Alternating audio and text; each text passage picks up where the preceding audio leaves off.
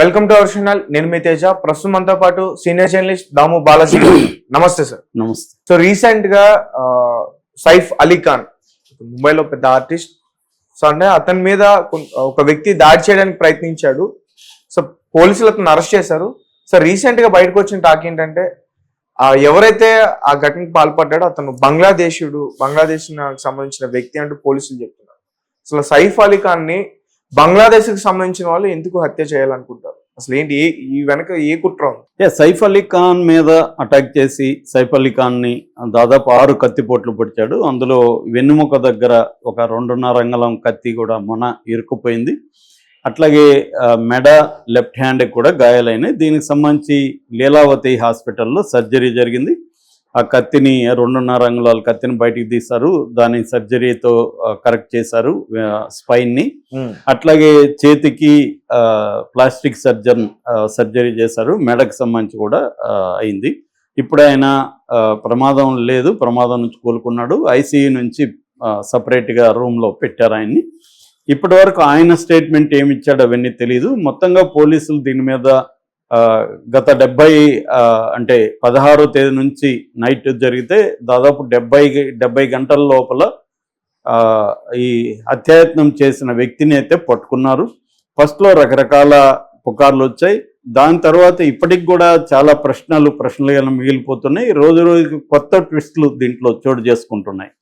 యాక్చువల్గా సైఫ్ అలీ ఖాన్కి అనేక మందితో అఫైర్లు ఉన్నాయని, ముఖ్యంగా ఇంట్లో పని మనిషితో కూడా అఫైర్ ఉందని, ఆ పని మనిషికి సంబంధించిన అబ్బాయే ఇతను ప్లాన్డ్గానే ముందు రోజున అంటే ఆ రోజు అరౌండ్ 2:30కి ఎర్లీ మార్నింగ్ 2:30కి 3కి పొడిస్తే అంతకుముందే నైట్ అక్కడ వెళ్ళిపోయి ఇంట్లో ఉన్నాడని, అతనికి ఆ ఇంటికి సంబంధించిన స్ట్రక్చర్ అంతా కరెక్ట్గా తెలుసని, ఇలాంటి ఒక వాదనలు వచ్చాయి.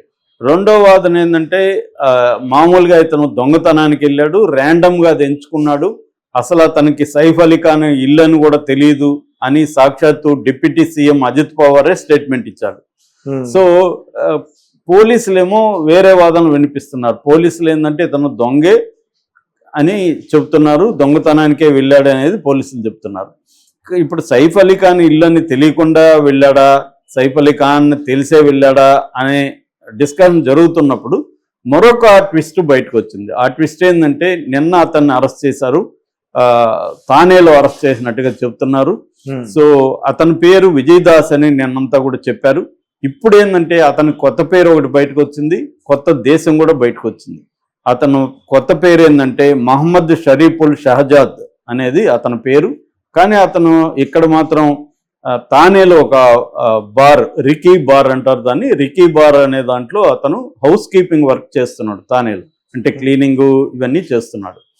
సో ఇతను 6 నెలలకు ముందు బంగ్లాదేశ్ నుంచి అక్రమంగా అంటే ఫేక్ డాక్యుమెంట్లు చూపించి అక్రమంగా ఇండియాలోకి వచ్చాడని, కొంతకాలం హౌస్ కీపింగ్ ఏజెన్సీలో పనిచేశాడని, ఆ తర్వాత రీసెంట్గా ఈ బార్లో చేశాడని, బార్లో హౌస్ కీపింగ్ చేస్తూనే చిన్న దొంగతనాలు చేస్తున్నాడని.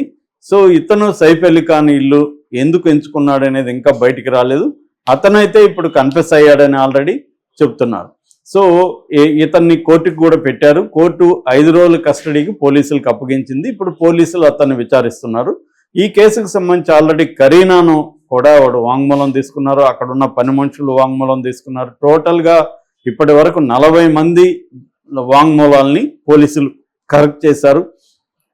ఎందుకంటే దీనికి మొత్తం ఇన్ఛార్జిగా దయానాయక్ అనే ఒక ఎన్కౌంటర్ స్పెషలిస్ట్, వెరీ పాపులర్. మన పూరి జగన్నాథ్ కూడా ఆయన మీద సినిమా తీశాడు. అంతకుముందు రామ్ గోపాల్ వర్మ బ్యానర్లో అబ్ తక్ చెప్పన్ అంటే దాదాపు 86 మందిని చంపిన వ్యక్తి అనమాట ఇతని మీద సినిమా తీశారు. కన్నడలో తీశారు, ఎందుకంటే ఇతను దయానాయక్ కన్నడిగా బేసిక్గా. అలాగా ఇతను కొంతకాలం సస్పెండ్లో ఉన్నాడు, మళ్ళీ రీఇన్స్టాల్ అయ్యాడు. ఇప్పుడు అతను దీనికి ఇన్వెస్టిగేటివ్ ఆఫీసర్గా పెట్టారు, ఐఓ అంటారు. సో ఐఓగా ఈయన్ని పెట్టారు. సో అతను ఈ అబ్బాయిని విచారిస్తున్నాడని చెప్తున్నారు. అయితే ఇక్కడ మనకి లాయర్ తన తరపున, ఈ అబ్బాయి తరపున ఆల్రెడీ ఒక లాయర్ ఎంటర్ అయ్యాడు, సందీప్ అని. ఓకే. ఈ లాయర్ ఏం చెప్తున్నాడంటే అసలు బంగ్లాదేశ్ వాడు కాదు, అతను ఇక్కడ 7 ఏళ్లుగా నివసిస్తున్నాడు ఫ్యామిలీతో. ఒకవేళ బంగ్లాదేశ్ అయినా కూడా ఎప్పుడో బంగ్లాదేశ్ నుంచి వచ్చిన వ్యక్తి, ఇప్పుడు కొత్తగా రాలేదు, అక్రమంగా అసలు రాలేదు, 7 ఏళ్లుగా ఉంటున్నాడు. అతను సైఫ్ని చంపాలనుకోలేదు, అతను దొంగతనానికి వెళ్ళాడు, సైఫే అతని మీదకి వస్తే కాపాడుకోవడానికి ఇతను కత్తితో పుడిచాడు అని అతను డిఫెన్స్ వాదన. మామూలు డిఫెన్స్ అడ్వకేట్లు ఇలాగే ఉంటది. అంటే అదేదో ఉంది కదా, నేను పొడవలో కత్తి నువ్వే కత్తిని లోపల కడుపులో పెట్టుకున్నావు అనే జోక్ ఏదో ఉంది. అలాగా వీడు పొడవలేదు, వీడు అతనే అటాక్ చేస్తే ఇతను సెల్ఫ్ డిఫెన్స్ కోసం కత్తిని తీసాడు బయటకన్నా. చాలా ఆశ్చర్యంగా ఉంది సార్. అంటే ఒక దొంగ వైపు అంతే.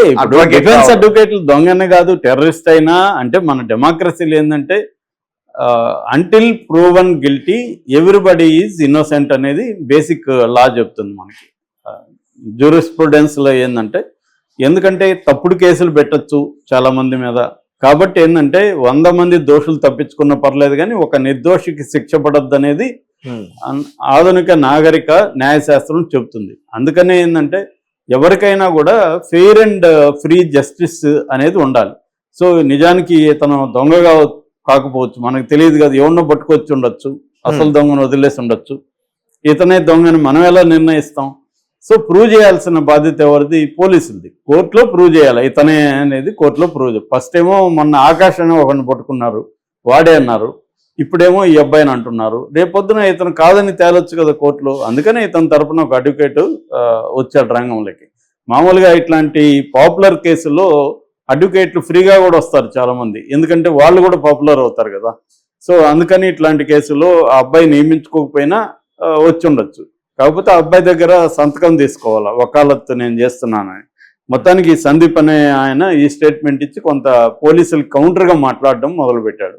అంటే జనరల్గా ఏంటంటే ఇలాంటి కేసులు కోర్టులో ఏం జరుగుతుంది అనేది ఒక అంశం అయితే, పబ్లిక్గా ఒక ట్రయల్ లాగా జరుగుతుంది ఎప్పుడైనా. అంటే మనం మీడియాలో మనమే శిక్షలు వేసేస్తుంటాము, మనమే దోషి ఎవడని తేల్చేస్తుంటాము.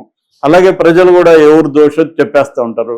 కాబట్టి ఇది ఏంటంటే నేషనల్ ఇష్యూ కాబట్టి నేషనల్ మీడియా అంతా దీని మీద ఫోకస్ చేస్తుంది. సో ఇప్పుడు ఈ అబ్బాయి దీని వెనక ఆల్రెడీ బంగ్లాదేశ్కి ఇండియాకి సంబంధాలు బాగాలేవు. అవును, ఎందుకంటే అక్కడ గవర్నమెంట్ మారింది. ఇప్పుడు తాత్కాలిక గవర్నమెంట్ ఉంది యూనస్ దీంట్లో. సో గవర్నమెంట్ మారినాక అక్కడ మనకి వాళ్ళకి షేక్ హసీనా ఉన్నప్పుడేమో మా ఫ్రెండ్లీగా ఉండేవాళ్ళు, ఇప్పుడేమో పాకిస్తాన్తో వాళ్ళు స్నేహం చేస్తున్నారు. మొన్న కూడా Pakistan army chief, Bangladesh army chief meet అయ్యారు. సో పాకిస్తాన్కి వాళ్ళకి మధ్య ఇదవుతుంది, మనకి బంగ్లాదేశ్కి మధ్య గొడవలు జరుగుతున్నాయి. ఈ క్రమంలో బంగ్లాదేశ్ ఇతను పొడిచాడంటే అతను ముస్లిమే, ఇతనికి ముస్లిం అని కంప్లీట్గా చెప్పలేము, ఎందుకంటే వీళ్ళమ్మ షర్మిలా ఠాగూర్ బెంగాలీ హిందూ. Okay, Saif Ali Khan mother. ఇతనేమో నాన్నేమో పటౌడి ముస్లిము, క్రికెటర్. అలాగా కాకపోతే అతను ముస్లింగానే క్లెయిమ్ చేసుకుంటున్నట్టు కనబడుతుంది. ఎందుకంటే మన దేశంలో పితృస్వామిక వ్యవస్థ ఉంటుంది కాబట్టి తండ్రి కులమే కొడుక్కి రావడం, లేకపోతే కూతురికి రావడం, తండ్రి మతమే కొడుక్కి కూతురికి రావడం అనేది జనరల్గా జరుగుతుంటుంది. సో ఆ యాంగిల్లో ఇతను అలాగే ఉన్నాడు. మళ్ళీ ఇతను కరీనా కపూర్ ఒక హిందూ అమ్మాయిని పెళ్లి చేసుకున్నాడు, కానీ వాళ్ళ పిల్లలకి మళ్ళీ ముస్లింల పేర్లు పెట్టాడు, తైమూర్ అని. సో ఇలాగా వాళ్ళ ఇష్టం, అది వాళ్ళిద్దరూ మనకు సంబంధం లేదు. వాళ్ళు ముస్లింగా ఉండొచ్చు, హిందూగా ఉండొచ్చు, వాళ్ళ ఇష్టం అనుకో. కానీ ఇక్కడ యాంగిల్ ఏంటంటే ఒక బంగ్లాదేశ్ ముస్లిం కుర్రాడు సైఫ్ అలీ ఖాన్ అనే ఒక ముస్లిం యాక్టర్ మీద అటాక్ చేశాడు అనే ఒక యాంగిల్ కూడా దీంట్లో బయటకు వస్తుంది. సో ఇప్పుడు ఇంకేం తెలియాలంటే సైఫ్ అలీ ఖాన్తో వీళ్ళు వాంగ్మూలం తీసుకున్నారో లేదనేది ఇంతవరకు బయట పెట్టలేదు. సైఫ్ అలీ ఖాన్ వాంగ్మూలం అనేది చాలా ఇంపార్టెంట్, అతను చెప్పాలి. అట్లాగే ఈ అబ్బాయి ఇప్పుడు 5 రోజులు ఉంటాడు కాబట్టి ఈ అబ్బాయిని డీటెయిల్గా ఆల్రెడీ మీడియా రాస్తుంది. తనదైన పద్ధతిలో దయానాయక్ అతని దగ్గర రహస్యాలు రాబడతాడని. తనదైన పద్ధతి అంటే అర్థం ఏంటంటే హింసిస్తారని, టార్చర్ చేస్తారు. సో ఆ అబ్బాయిని టార్చర్ చేసి వీళ్ళు చెప్పించాలనుకున్నది చెప్పిస్తారు చాలాసార్లు. అది కూడా కోర్టులో రేపు నిలవకపోవచ్చు, ఎందుకంటే కోర్టులోకి వెళ్ళి నన్ను పోలీసులు కొట్టారు సార్, అందుకని నేను ఇవన్నీ చెప్పాను, అసలు నేను అక్కడికి వెళ్ళలేదని కూడా అబ్బాయి రేపు చెప్పచ్చు. ఎందుకంటే నేను వెళ్ళాను, నేనే పొడిచానని ఎవరు చెప్పుకోరు. కాపాడుకోవాలంటే ఇలాగే చెప్తారు. లేదు, నేను దొంగతనం చేయడానికి వెళ్ళాను, సైఫ్ అలీ ఖాన్ నా మీదకి అటాక్ వచ్చాడు కత్తులు తీసుకొని, నేను రక్షించుకోవడానికి నేను కత్తి కూడా తీసుకెళ్ళలేదు, అక్కడ ఉన్న కత్తితోనే అతన్ని రక్షించుకోవడానికి ఇచ్చేసానని కూడా అబ్బాయి రేపు ఆర్గ్యుమెంట్ చేయొచ్చు. కాకపోతే పోలీసులు ఏం చేస్తారు ఇప్పుడంటే ఈ 5 రోజులు అతన్ని టార్చర్ ఖచ్చితంగా చేస్తారు. రెండవది కన్ఫెషన్ రిపోర్ట్ అతను వాంగ్మూలం డీటెయిల్గా రాయించుకుంటారు. దాని తర్వాత సీన్ రికన్స్ట్రక్షన్, ఆ సీన్లోకి తీసుకెళ్ళి సీన్ని క్రైమ్ని రికన్స్ట్రక్ట్ చేస్తాడు. ఈ అబ్బాయి ఎలా వెళ్ళాడు, ఆ సైఫ్ అలీ ఖాన్ ప్లేస్లో ఒకరు ఉంటారు, ఒక పోలీసు సైఫ్ అలీ ఖాన్ లాగా బిహేవ్ చేస్తాడు. సో సైఫ్ అలీ ఖాన్ వచ్చినప్పుడు ఇతను ఎలా చేశాడు, ఇవన్నీ వీడియో షూట్ చేస్తారు. అంటే ఈ అబ్బాయి ఎలా చేశాడో కూడా చూపించాడు అనేది రేపు కోర్టులో ప్రొడ్యూస్ చేయడానికి. సో ఇవన్నీ ఇప్పుడు ఈ 5 రోజుల్లో పోలీసులు కన్స్ట్రక్ట్ చేస్తాడు. ఆ తర్వాత అక్కడి నుంచి ఎట్లా పారిపోయాడు, ఇవన్నీ కన్స్ట్రక్ట్ చేసి పోలీసులు ఏంటంటే ఒక స్ట్రాంగ్ కేసు రిమాండ్ రిపోర్ట్ డీటెయిల్గా రాసి పెడతారు.